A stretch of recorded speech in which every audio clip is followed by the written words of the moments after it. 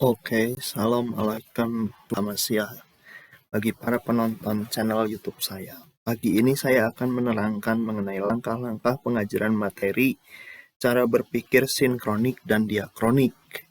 Ini sebenarnya adalah materi pelajaran sejarah untuk kelas 10 di kurikulum Merdeka yang dibuat berdasarkan keputusan Menteri nomor 022. Ya.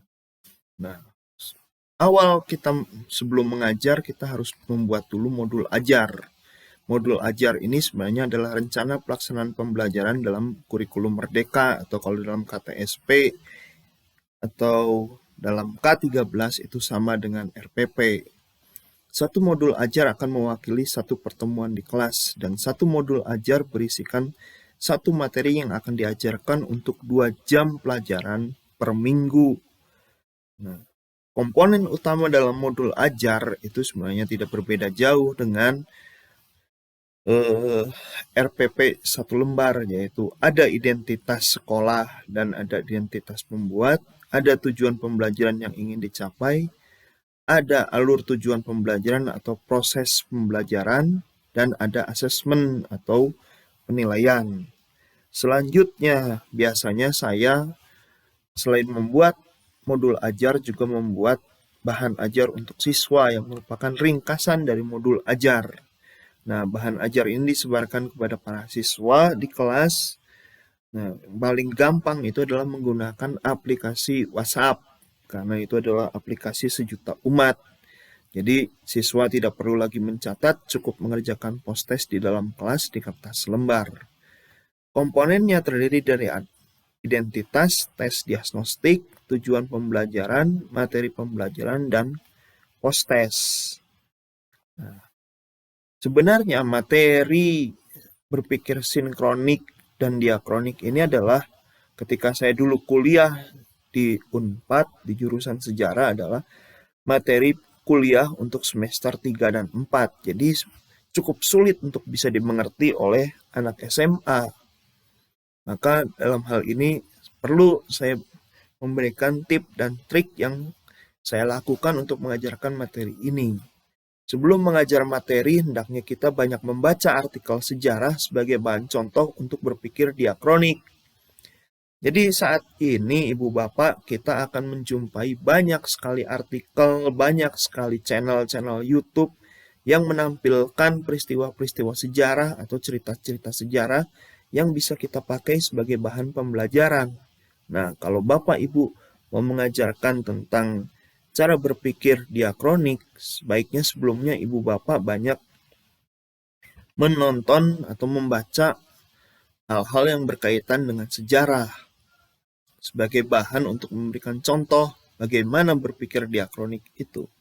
Yang kedua adalah mengenai konsep, definisi, teori dari berbagai ilmu sosial lainnya. Ini yang kadang-kadang sulit untuk dipahami oleh anak sebab siswa itu biasanya berpikir pelajaran ekonomi saja, sosiologi saja, geografi saja. Dia tidak pernah berpikir bagaimana mengkaitkan antara ekonomi, sosiologi, geografi, dan politik dengan pelajaran sejarah. Nah, jadi konsep, definisi, dan teori ini adalah sebagai contoh untuk cara berpikir sinkronik. Pada akhirnya nantinya yang diharapkan dari berpikir diakronik dan sinkronik ini adalah suatu pemikiran yang holistik yang merupakan salah satu ciri dari pembelajaran dalam kurikulum Merdeka. Sehingga siswa itu tidak lagi berpikir satu sisi, tapi dari banyak sisi atau multidimensional. Memang tujuan akhir dari setiap kurikulum yang kita ajarkan di kelas itu adalah bagaimana saat ini caranya para siswa itu bisa menangkal berita-berita bohong atau hoax di masyarakat. Itu yang harus kita pahami. Karena dengan tersedianya internet, dengan adanya globalisasi, dengan adanya ekonomi neoliberal, kita tidak bisa menahan laju perkembangan informasi, masuknya budaya asing ke negara kita, terus kemudian e-commerce yang semakin menjalar, dan disitulah kita harus menyiapkan anak-anak murid kita untuk menghadapi perubahan hidup saat ini. Kemudian cara berpikir diakronik berkaitan dengan aspek bagaimana atau proses peristiwa itu berlangsung atau alur cerita. Jadi kita harus juga memberikan contoh bagaimana alur cerita dalam sejarah itu.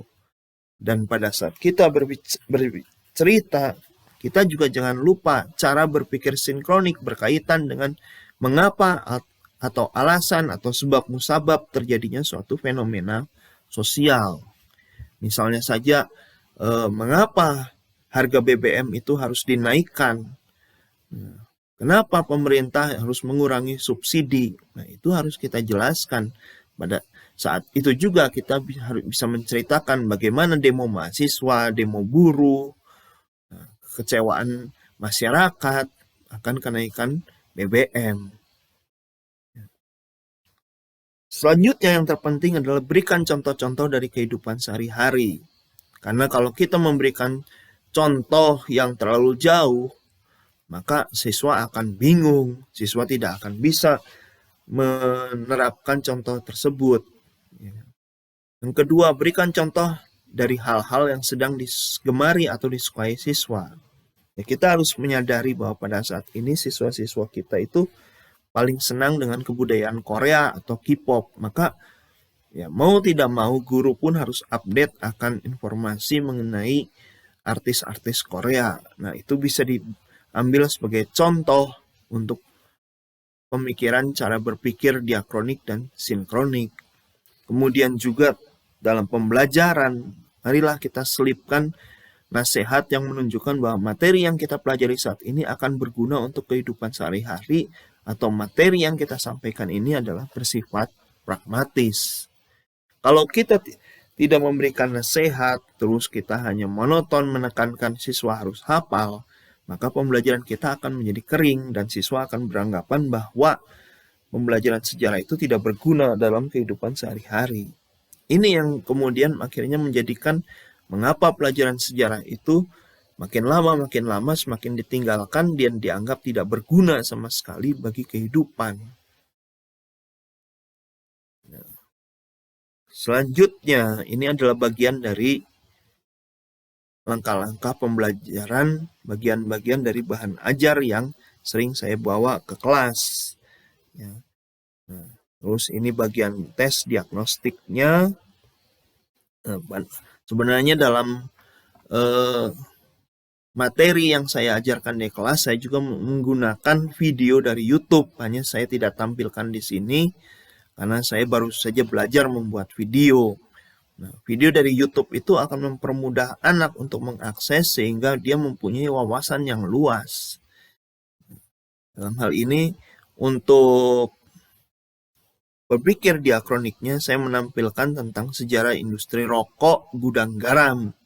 Dan untuk berpikir sinkroniknya, saya menampilkan tentang video konglomerat di Indonesia. Siswa disuruh membandingkan antara kedua video itu, mana yang menunjukkan berpikir diakronik dan mana yang menunjukkan berpikir sinkronik. Ini adalah bagian terpenting dari materi di mana saya menguraikan bahwa diakronik itu digunakan dalam sejarah, sedangkan sinkronik digunakan dalam ilmu-ilmu sosial.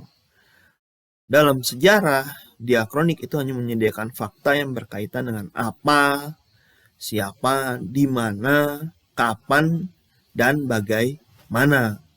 Sedangkan dalam sinkroniknya menyediakan teori dan konsep dari ilmu-ilmu sosial, baik itu ekonomi, sosiologi, maupun geografi. Yang ketiga, diakronik menekankan pada proses atau alur cerita. Jadi bagaimana cerita peristiwa itu terjadi, bagaimana ceritanya. Sedangkan sinkronik menekankan pada struktur, yaitu menjawab mengapa bisa terjadi peristiwa itu. Mengapa dampaknya yang dirasakan oleh masyarakat dari peristiwa sejarah itu seperti ini. Nah, karena sejarah itu menekankan pada proses atau alur cerita, maka hal yang ditampilkan itu yang bersifat unik. Ya, karena kita tahu bahwa peristiwa sejarah salah satunya adalah mempunyai ciri keunikan. Kemudian sejarah itu mengambil suatu peristiwa tunggal, sehingga nantinya sejarah itu akan melukiskan atau bersifat ideografis. Ini berbeda dengan sinkronik yang menekankan pada hal-hal yang bersifat umum dan peristiwa yang bersifat ajak, di mana peristiwanya sangat banyak dan dia hanya mengambil atau menyimpulkan hal-hal yang bersifat umum dari peristiwa itu. Yang ketiga adalah bersifat nomotetis, di mana ilmu sosial itu tidak mempersoalkan baik dan buruk, tetapi hanya sekedar memberikan saran atau pemikiran-pemikiran terhadap suatu fenomena sosial. Kalau di sejarah, pelukisan atau penggambaran suatu peristiwa itu bersifat kronologis, sesuai urutan waktu, maka dalam sinkroniknya, penggambaran suatu peristiwa atau fenomena sosial itu bersifat sepotong saja atau spasial. Tidak menyeluruh. Itu sebabnya ada muncul istilah bahwa sejarah adalah sosiologi dengan pekerjaan berat dan sosiologi adalah sejarah dengan pekerjaan yang ringan. Ini adalah bagian post-test. Nah, saya belum sempat menampilkan video yang saya upload. Sebenarnya video yang saya upload itu saya ambil dari Historik Indonesia mengenai asal-usul nenek moyang bangsa Indonesia. Nah, itu loh paparan dari saya mengenai bagaimana cara saya mengajarkan cara berpikir sinkronik dan diakronik di dalam kelas. Akhir kata, sekian video dari saya. Alaikum Shalom.